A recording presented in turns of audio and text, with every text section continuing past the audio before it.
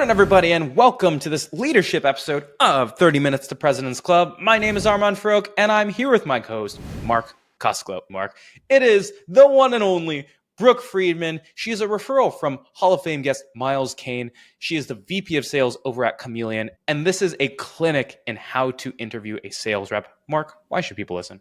Well, listen, I'm not wearing shorts just because it's hot in Pennsylvania today. This interview is fire. And everybody talks about the role play in their interview. If you want to go deep on how to do a great role play in interview, this is the episode for you. Alrighty, Brooke, welcome to the show. We start every leadership show with your top 3 actionable takeaways. Let's get your 3. So the first takeaway is always have a role play step in your interviewing process. I haven't found a better way in all these years of management to size up a rep for a few different things. I think the most important are, one, how well do they prep and research before they get on a call? It shows in the role play how they do that. I can find out how they structure a conversation, if they're comfortable, if they're quick to pick up on cues, if they can open a call and then guide it, and can they close it out with a next step? And then third, I kind of get a feeling for how curious they are and what kinds of questions they ask, and then how they tie everything back together. Awesome. What's number 2? Number 2, my second favorite is onboarding all reps as support reps first. It's something I do at Chameleon now, but hadn't done at my previous companies. If you can have your new AEs spend their first few weeks holding off from jumping onto calls and just getting into sales, and instead you place them with the support team and or your CS organization, you have them work some support tickets, have to go find the answers in your help docs and put it all back together, package it up, and answer the question. They learn a lot really fast about the product before they get into sales process and learning everything else. And the third thing that they're able to do is pick up on how the product all ties together by working with the QA team on bugs and things like that. So yeah, we really delay everything for the first 3 weeks and don't put them on the virtual sales floor until they've been through their support weeks. I literally had to implement customers, and I learned a lot implementing customers. What's number 3? And the third would be create predictability in your weeks with the team. Have sort of like these rituals where every Monday, Wednesday, Friday, you have the same activities you do with the team. You have the same expectations for them. Monday is the tee up day. You know, for me on my team, it's always laying out where we're at with the forecast, what the 2 top things to focus are on this week for pipe build and for closing deals. And then, you know, some sort of shout out at the end to get the team a little bit fired up for the week. And then Wednesday would be forecasting day. So that's when I do my reminder on pipeline. I really don't ask them to go through the CRM every single day, every single hour. Instead, it's on Wednesdays. This is when we do it and we all get aligned so that at the end of the day, we can do our forecast call together. So Wednesday's forecast day, and then we close out Fridays on something lighter. But then your reps come into every week knowing exactly what to expect from you. They know what's expected of them, and they know where they can fill in the gaps with the rest of their work and have some sort of like rhythm and rigor to the week. Well, let me ask you a little bit about role plays, because I think it's super interesting. So you said role plays. I need you to be more specific. Like, are you doing demo role plays, disco role plays, negotiation role plays? Like, what kind of role plays are you doing, and are they different per role? So we do the role play with all of our roles. We did it with the account manager that we hired last summer, and we do it with our AEs. They are slightly different based on the nature of the role, but I'll start with the AE role play. We choose not to do the demo because you really would have to learn the product too well, which is a very hard thing to do until you onboard. So instead it's discovery.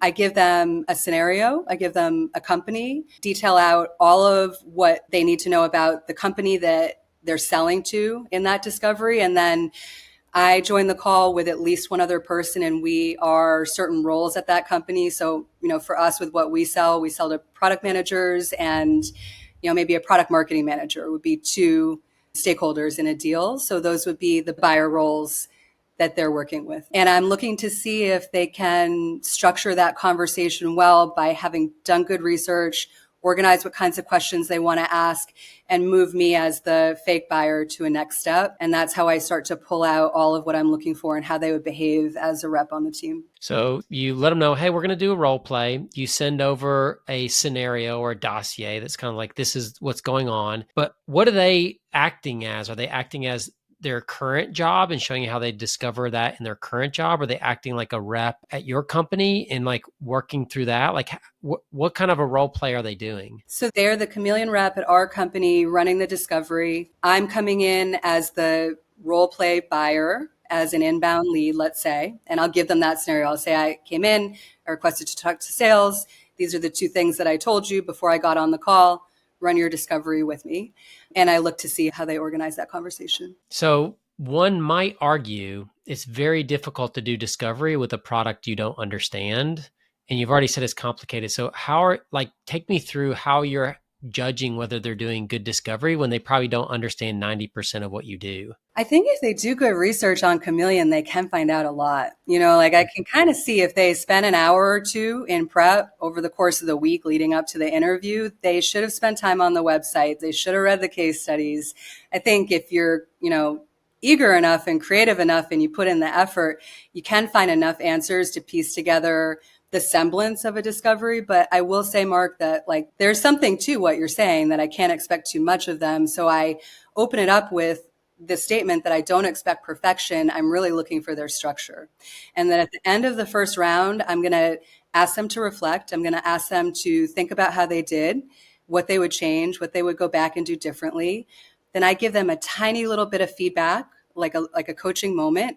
And I might ask them to redo a small piece of that call with the feedback that I've given them. And that's what I'm really looking for. I used to do a lot of role plays, and what I found was they were frustrating for me because I would give them a softball answer, but they didn't know enough to knock it out of the park. And then I'd be like, I can't blame them for it, but man, they should have known. And, it was always this internal conflict that actually would interrupt my interview flow because I would be like, I don't know what to do with it. So do you give people a rubric or some kind of guidelines of hey, these are the sorts of things that I'm looking for? Or are you just generally hey, if they can't get it good enough in this interview to meet my standards, then I shouldn't even have to give them something like that, right? It's fair. And I've gone back and forth over a few different companies that I've worked for with leadership teams. Should they do a discovery as though they're at their current company?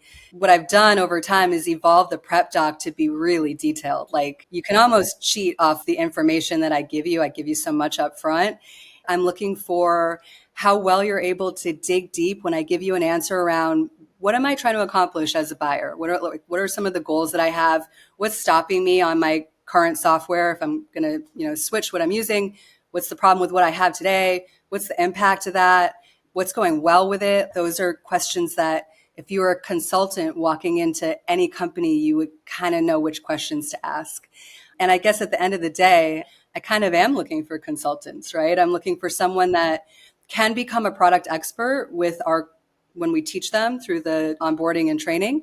But mostly I'm looking for the fact that they can be a consultant, ask good questions, and be curious about how the business works that they're talking to. Yeah.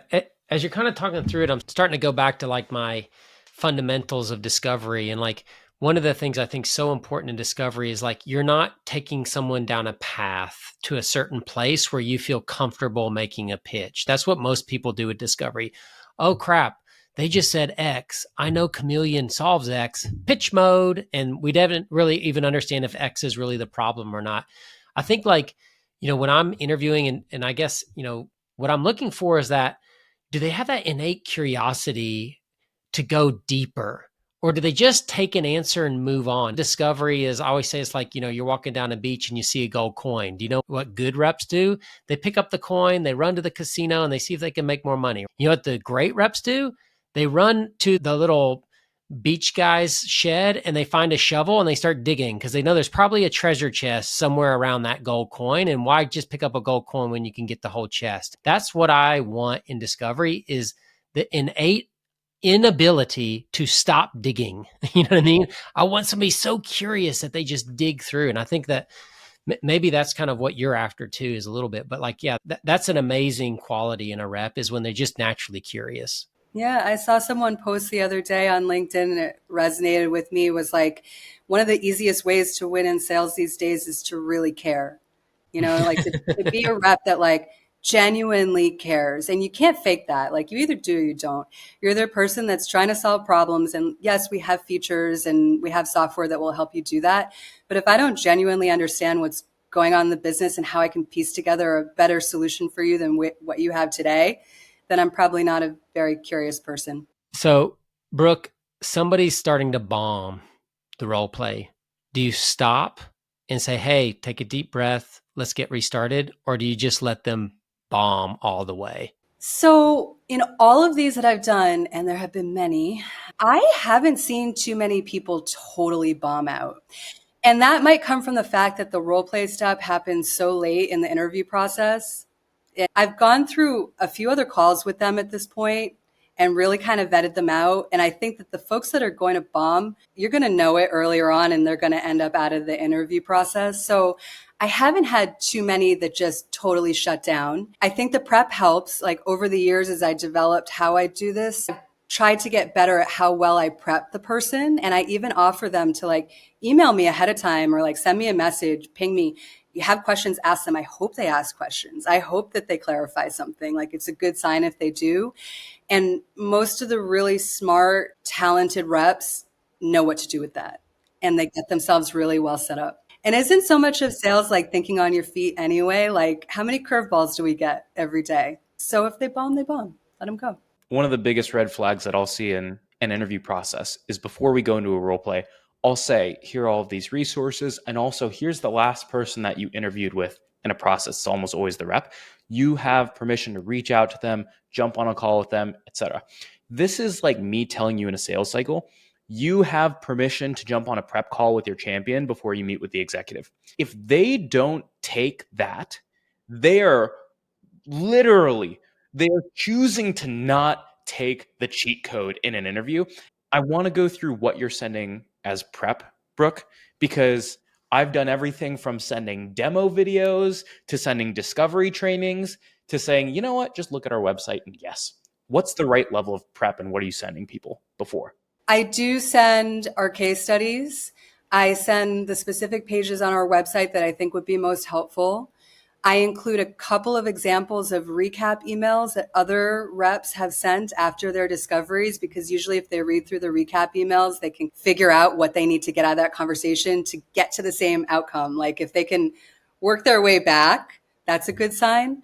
I introduce them to a couple of reps so that they can reach out and ask people questions, and good candidates will do that. In the case where, at Chameleon, where I am now, they can even get into the product and start to poke around. So encourage them to do that. And then all the details about what role they're playing, as we talked about at the beginning of this, I give them the company that we're using in the role play, and I point them in the right direction to do research on that company. Yeah, for me, it's similar buckets where it's minimum viable industry, minimum viable discovery, and minimum viable product, like a 5-minute harbor tour demo. But I'm not sending you a bunch of long form calls that you're watching for 60 minutes because one, that's just going to get you confused. I want to get a sense of how you think through your own discovery practice and apply it to our product. Let's talk about the other side of the coin here for a second. We've been talking about what you're prepping the rep with and what you're looking for the rep to do. You have someone from your team who's playing the prospect. And I've had reps fall in one of two categories. There are some reps on my team who are just the softest in the world. And they're just like, yeah, I'll buy this thing. And then I have other reps who are throwing constant technical objections at the prospect, or at the rep rather, that they know the rep won't know the answer to. And then they're picking them apart on those things to see how they survive under pressure. How are you teaching your reps to apply the right difficulty in a role play? I think you're right. It has to be somewhere in the middle. If it's too hard, you can't get a good read on them. If it's too easy, then we just went through an exercise that anyone could have done. So the objections that we give in a role play to the candidate should be pretty standard. Like, I'll give an example of an objection that we might give in the role play, which is, okay, this all sounds great. We're going to continue to do our research. I think this is something that we're just starting to think about, so we don't want to keep going right now. Like, if you can send some follow-up, we're going to tee up some of your competitors. I'm looking to see what the rep does to pull back from what they learned in the beginning of that conversation to challenge the buyer on that based on what they heard and what sort of urgency they think that there could be if we just sort of like let this sit and linger. No matter where you are, whatever product you're selling, you should kind of know how to handle that and not just let it slide. I've definitely had candidates that let it go. They're like, sure, I'll send a follow-up. And when would you like to have a next step? Oh, next September. Okay, great. And then you know that they're going to struggle with that part of closing out the discovery for a next step. And how do you go about grading these at the end of it? So let's say someone set a good agenda. They got to some level 2 questions, maybe not a ton of level 3 ones, but they nailed the next steps. How do you know if it was a green light at the end? We do have a rubric for that, and we do score accordingly. And we have a band where if you fall in this band, you're good on that step. We do pile it all up with the other interview steps that we had prior to that. And then we have one total score for the candidate. So it's not just the role play in a vacuum, but we do try to assign point values to each piece of what we're looking for in the role play. And I will add to that too, that the important part about having a couple of people involved in the role play is that you need other perspectives. So I bring one of the senior reps on with me, or another manager in the company, like our head of CS might join and help me with it. And then we will even circulate the recording. We do record the role play too, and we'll share it with others on the hiring panel as well, and see if we can get some more feedback if we don't have a good way to make a call on it, if it's a little bit in the middle. I was just going to say, so many people have this kind of interview by committee approach. And the idea is if I get more eyes on it, more ears in it, more brains in it, I'm going to make a better decision. But I found that so many people are so bad at interviewing that more than a couple people can be very distracting and create a lot of noise. What you get is people want to be helpful in those debrief sessions when you're making a decision, but 90% of their information is just based off the first 30 seconds of impression. Like, oh, yeah, I like this person a lot. I think they're going to work hard. Okay, I know you liked them, but how did they show you in a demonstrable way that they will work hard? And most people don't have that. How are you kind of like choosing your people to get into that interview committee? How are you making sure that they're not just asking the dumb questions like, why do you want to work at Chameleon? Like, what do you need to be successful? Those are throwaway crap questions. Like, how are you preventing that kind of stuff? Or maybe you're not. Maybe you like that stuff. I don't know. Well, I've definitely gone through periods in management where I'm better at it than others. We've gone through hiring rounds at different companies where we missed it. There are questions that we should add to our interview process that we just missed on, we got it wrong, and then we change it. I think that's the key to having a rubric, a scoring method, and the same questions asked every time that are organized in such a way that, Mark, you're asking these 3 questions, Armin's asking these 3, and I'm asking these 3, and we're scoring our results based on agreed upon criteria before we ever got into that. I think it's okay to have different people take different pieces of the interview. Like, there might be a benefit to have 1 or 2 people from your organization take the first intro call and do just culture fit, work ethic, a few other pieces that you're looking for. And then maybe they get to me and we start to dig into how the rep handles their sales process, their results, things like that. And I think the other piece that has become more and more important to me over time is making sure that I'm asking like behavioral questions where they can actually detail out for me an example and tell me about a time that something happened instead of just theoretically. I find that I get better answers that way. Yep. But I remember I learned behavioral interviewing from a guy named Rich Simon, who built that into the juggernaut it is because of the people that he was able to hire. But like, I always found like, so again, Rich Simon, huge advocate of behavioral interviewing, used to interviewing technical people like engineers. Like, listen, everybody has a capacity to BS, but let's get real. Like, salespeople have the ultimate capacity to BS. Always felt like I was getting BS'd on the behavioral questions. Like, I feel like people can like know what to do. They read enough on LinkedIn. They can concoct a story. Like, how are you getting to that second and third level so that the thing that they're telling you about is real? Well, that's where back channel references really help. Just go around the back and make sure, ask someone. Everybody's worked at a lot of places, with the exception of if you're hiring for an SDR role or someone really green that you can't get that read on and you just have to take your chance on that person. But everyone else, I talk to someone that they've worked with or for to make sure that this is for real. I usually find that I never have just a culture or a behavioral interview. Sometimes if it happens at all, it's the first interview, but I have my prospecting interview, my discovery interview, my process interview. And for the things I really want to test, I have test interviews. So role plays, for example, or mock cold emails. The cultural stuff will come out in between each of those interviews at every step of the game. But the number one way, in my opinion, to test for culture is to go ask someone who's not in that room. In other words, go ask what they were like at their old company. You will get every real story. And look, you can be all upset about the fact that we're talking about back channeling here, but the reality is I've seen a lot of executive hiring happen. Oftentimes there was a rule where any executive hire had to have a minimum of 10 back channels done on them. And so if you want to make it far in your career, you're only going to get back channel even more. One other wrench to throw in this, Brooke. I've had it a lot of times where it's threes across the board. So interview 1, 3 out of 4, 3 out of 4, 3 out of 4. And by the end of it, everyone's like, yeah, guess we should hire him. What do you do in those scenarios? Okay, this is another thing that I've evolved on, right? Like earlier in my management career, that would have been good enough. And then you get burned a few times, which isn't good for the person you hire, and it's not good for you, and it's not good for the business, right? Like it's not good for anybody to get it wrong. And in a lot of sales jobs, like you can be great in one spot and not so great in another. Okay. So I've learned over time that if it's not a yes, if it's not a like, absolutely, we need to hire this person, you got to keep looking. Even if that means that you have to find a way to hit the number for another month until you get that rep in the door. I know there's always a lot of pressure on hiring managers to, have that head hired before the number goes up, but like it costs too much to do it wrong. So we really need everyone to be an enthusiastic yes. And if it's not, then we keep moving. I would argue and I would do this is if somebody said, this is the worst answer in an interview, I'm a soft yes. What that means is I'm saying yes, but if everybody else says no, then I can retreat back into, that's why I said soft yes. Or if it doesn't work out, I was like, if somebody in my debrief was like soft yes, I'd be like, nope, stop. There's no soft. It's either yes or it's no, or it's hell no, right? So where are you at? And I think like you really, if you allow people to give soft yeses and everybody to give a 3, I think that you're failing as a leader that's trying to get people to hire correctly. Like your job isn't to come up and talk to somebody to get a soft yes. Your job is to get a definitely yes or definitely no. That's the whole point of the interview. And I agree with you. If it's not hell yes, then it's hell no.